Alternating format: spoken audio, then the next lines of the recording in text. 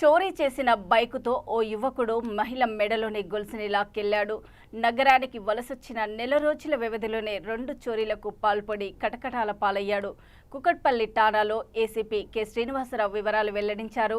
KPHB కాలనీలోని ఓ వసతి గృహంలో ఉంటూ ప్రశాంత్ నగరంలోని ఓ కంపెనీలో సెక్యూరిటీ గార్డుగా పనిచేస్తున్నాడు. సంగారెడ్డికి చెందిన యువతి వివేకానంద నగర్లోని ఎయిర్టెల్ కంపెనీలో పనిచేస్తుంది.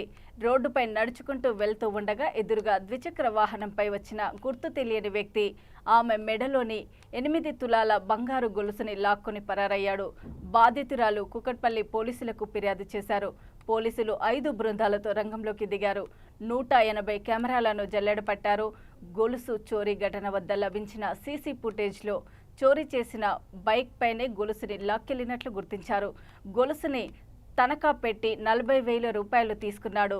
నిందితుడు సాయిరాంను అరెస్ట్ చేసి గొలుసు, ద్విచక్ర వాహనము, చరవాణిని స్వాధీనం చేసుకున్నారు. కుకట్పల్లి సిఐ కొత్తపల్లి ముత్తు, డిఐ వెంకటేశం పాల్గొన్నారు. ఈ కార్యక్రమంలో 4వ తారీఖు జనవరి 1 9 గంటలకు చైన్ స్నాచింగ్ అయ్యిందని చెప్పి కాంప్లైనెంట్ కుమారి శ్వేత ఎయిర్టెల్లో పనిచేస్తుంది వివేకానంద నగర్లో వచ్చి కంప్లైంట్ ఇవ్వడం జరిగింది కుకట్పల్లి పోలీస్ స్టేషన్లో. ఇమ్మీడియట్గా ఎస్హెచ్ఓ కుకట్పల్లి కేసు రిజిస్టర్ చేసుకొని ఇన్స్పెక్టర్ డిఐ వెంకన్న వాళ్ళ క్రైమ్ టీముని తీసుకొని ఏరియాలో సర్చింగ్ స్టార్ట్ చేశారు.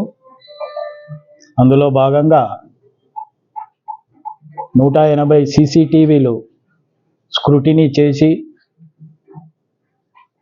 ఆ స్క్రూటినీలో భాగంగా నేరస్తుడు పోలీసును మిస్లీడ్ చేయడం కోసము బాల్నగర్ సైడ్ పోయి మళ్ళా రిటర్న్ వచ్చి Balaji Nagar plus Vivekananda Nagar road number 1, 2, 3, 4 అట్లా తిరిగి మిస్లీడ్ చేయడానికి ప్రయత్నించిండు.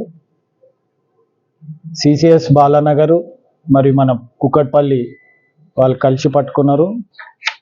దీంట్లో మా డీసీపీ గారు కె సురేష్ కుమార్ గారు మరియు డీసీపీ క్రైమ్ కె నరసింహులు గారు ఆధ్వర్యంలో ఈ టీములు పనిచేశాయి. రాత్రి పగలు కష్టపడి 24 అవర్స్లో ఈ కేసును ఛేదించినారు. అక్యూజ్డ్ని విచారించగా అతని పేరు కోటి సాయిరాము, ఏజ్ 28 ఇయర్స్. ఈయన సొంత ఊరు వచ్చేసి పామూరు, కృష్ణా డిస్టిక్. ఈయన బాలాజీ నగర్ వివేకానంద నగర్లో సెక్యూరిటీ గార్డ్గా పనిచేస్తున్నాడు.